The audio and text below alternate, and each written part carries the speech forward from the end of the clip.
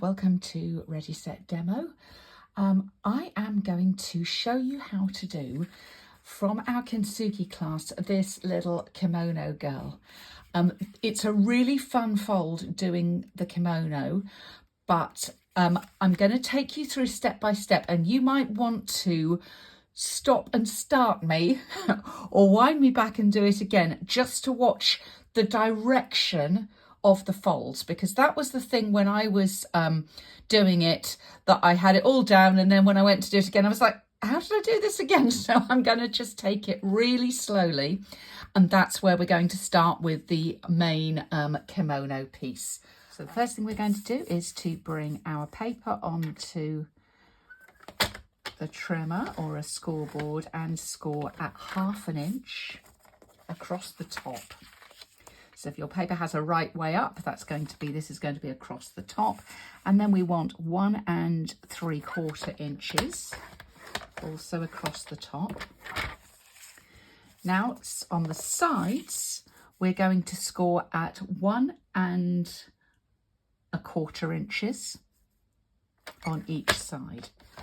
So 1 1/4 and 3 3/4 if you're moving across, but I'll just do my 2 here. So 1 1/4 from each edge, and that's all the scoring that we do on the actual outer kimono piece. Right, so the first thing we're going to do is decide which colour we want on the outside. I'm going to have this petal pink for the bottoms of the sleeves here, so we're going to mostly see that beautiful paper. So we're going to fold this one back. As you fold each of these scores, make sure that you give them a good press down. So that's our first one. Our second one we're going to fold is going to be flipped over, and then we're going to fold the sides in. Now that flip is very important.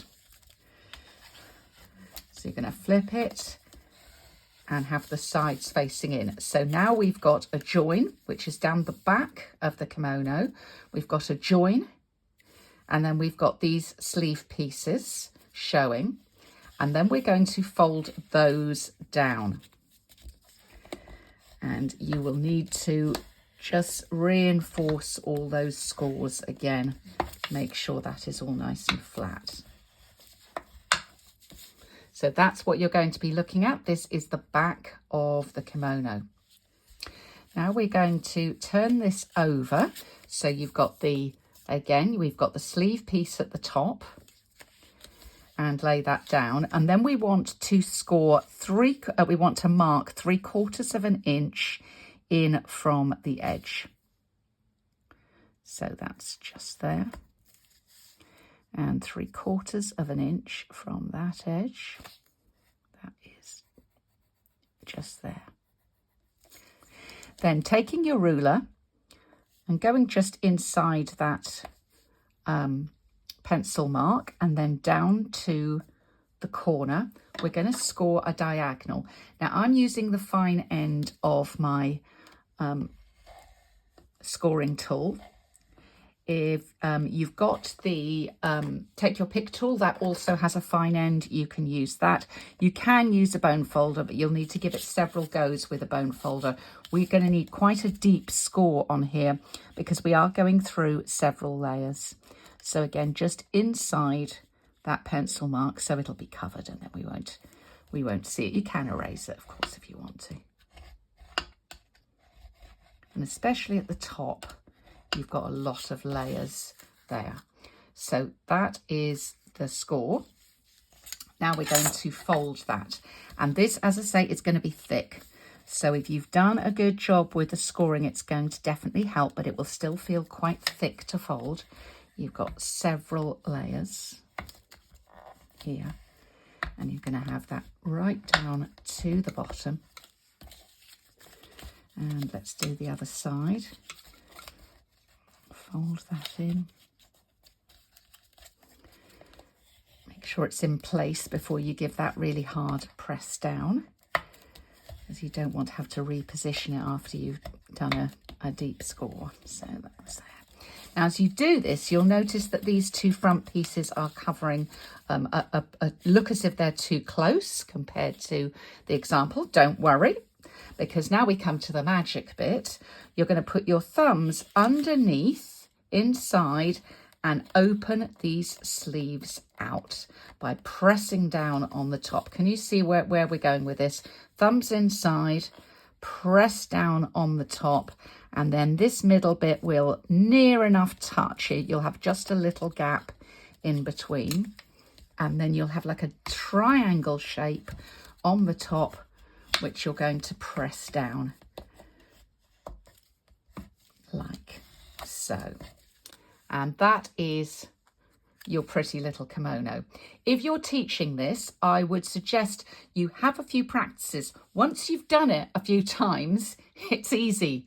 But when you're doing it for the first time, you're like, oh, have I done this bit right? Have I done this bit right?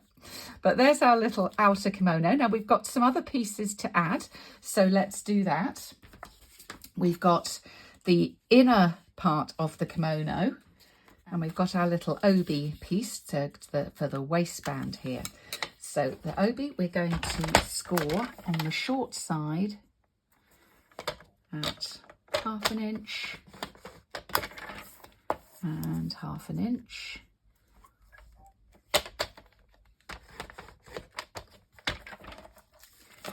And then the dress piece, we are going to score, so the inner layer of the kimono, we're calling this, we're going to score at 1/2 on each edge. So it's 1/2 and 1.5.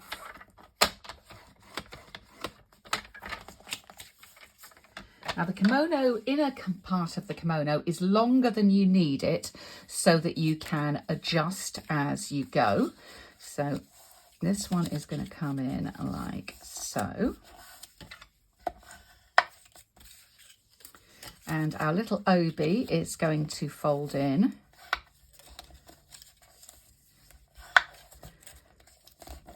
And I'll just put some adhesive because it's just to give it a nice smooth clean edge on it as we fold it round. But we're not going to do that first, because now we're going to make her little face, and then we can assemble everything together.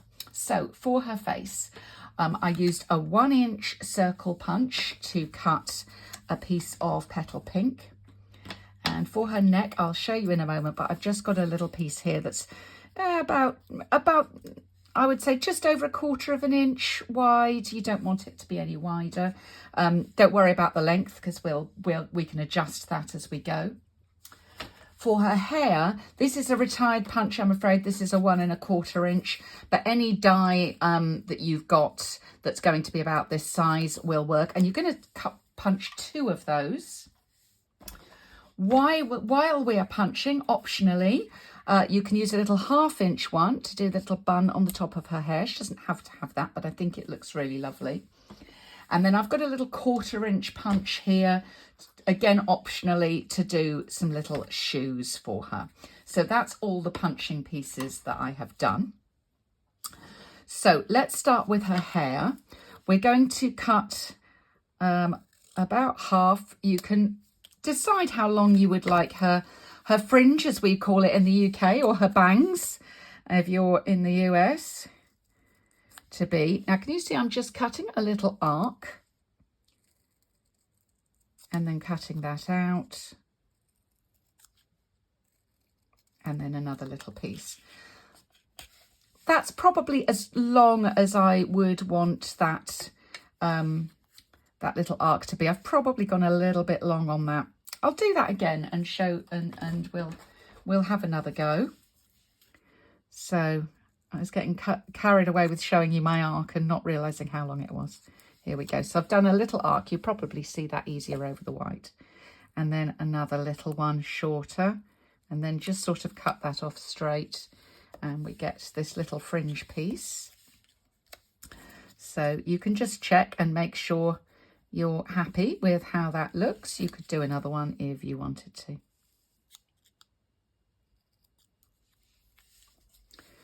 Okay, so that's going to be her fringe. Let's do the neck now. So her actual neck as it joins on is going to need to be a little bit thinner than this. So we're going to just take a piece of this card and just taper it down. Don't worry about kind of shaping too much. There's not enough of it there to really worry us. So I think that's going to be about right. Let me measure for you. So we're now under 1/4 inch there at the top. And then this is going to go onto the back of her face here. Let's grab some tearing tape.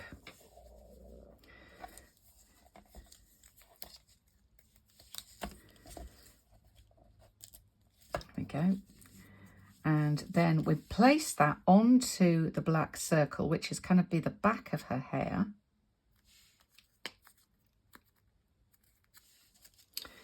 And then we'll put some Tombow glue.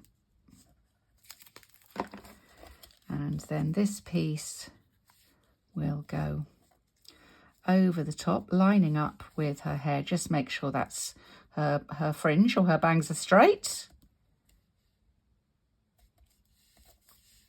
There we go.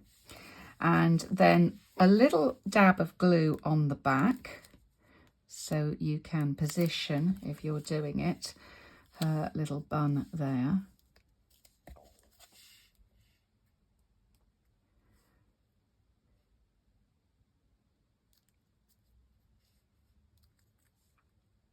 Needs to be fairly straight on there. There we go. And to finish, I've got some of the these are the flower accents from in that set. This is not essential, but I do think it looks really nice.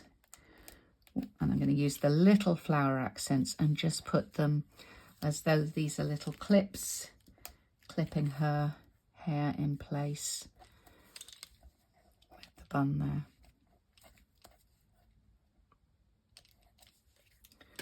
Right, okay, so there's our piece there. Now we're going to put this together. Let's move these bits out of the way.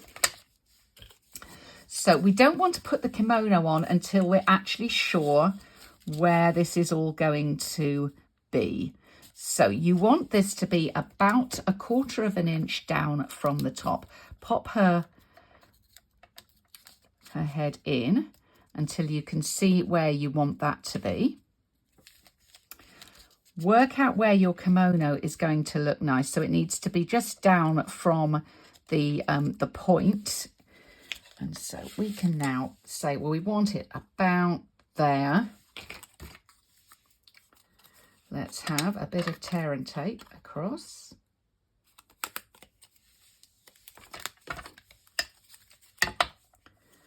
And round the back.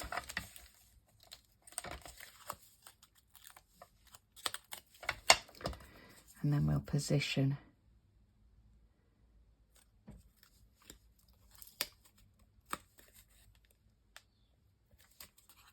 this round. And we'll also just put her head in place. Just watch you keep it straight when you turn it over. Ask me how I know. She doesn't have her head on one side. That looks all right. She's slightly coy there with her head, but her neck is straight, so that's fine. That will do me fine. I'm going to put some tape over that bulky kimono. You don't have to do it bulky, but actually, traditionally, the obi rather. The obi is a very thick piece of fabric with many folds in it. So we're kind of trying to be traditional here. So you can see that her inner kimono here is much too long, but that's intentional so that you can cut it exactly right for you. Because you can, as you see, there's a level of adjustment, and depending on exactly where you folded her sleeves, yours may need to be a little bit different. And so I didn't want to I would rather have it long for you than short. So then once you've got her in place, make sure you don't glue all the way down to the bottom of the back here, because then you can just trim off. I would leave a little tiny bit at the bottom for her shoes to peek out. They will go slightly lower than the main kimono, so you can have that. Depends how much you want it. And then 2 little 1/4 inch pieces. This is if you want to do this. Alternatively, have the kimono all the way down to the bottom if you're not going to put little shoe pieces in. And I'm just going to slide those in underneath.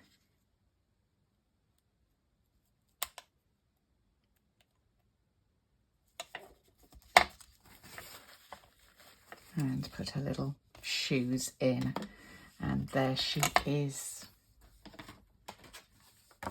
We're going to layer her up on a piece of cardstock that is embossed with the matching embossing folder. That is this one here, which is the join together.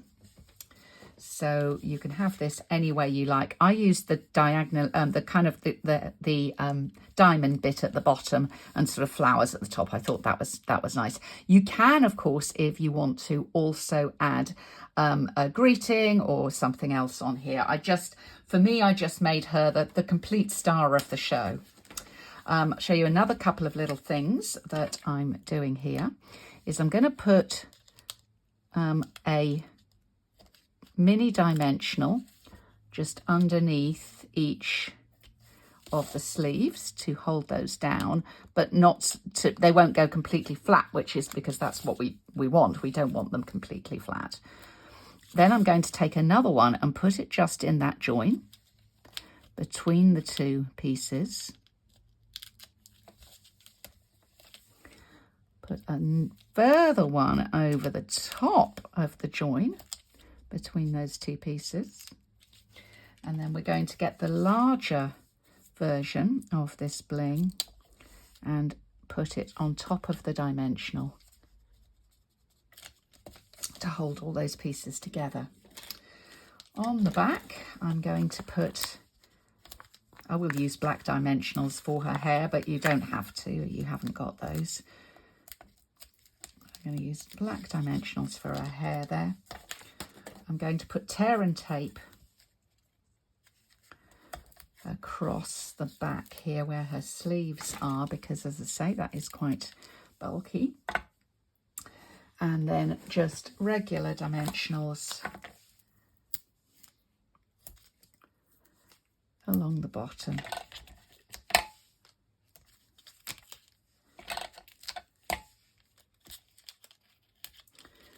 Of the kimono. So let's just take those off.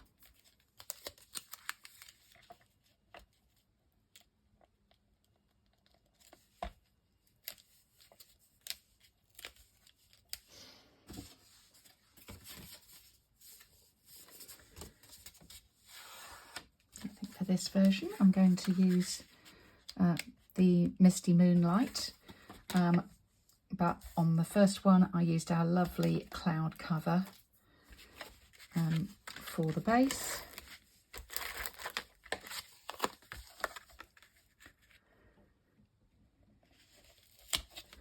And there you go.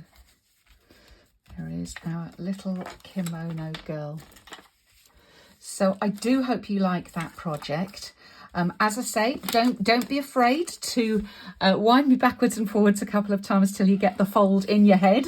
But once you've got it, you'll be good. And I am sure if you're teaching this, your lovely customers will be so happy with this pretty little kimono girl. Thanks for visiting Ready Set Demo, and I look forward to seeing you soon. Bye.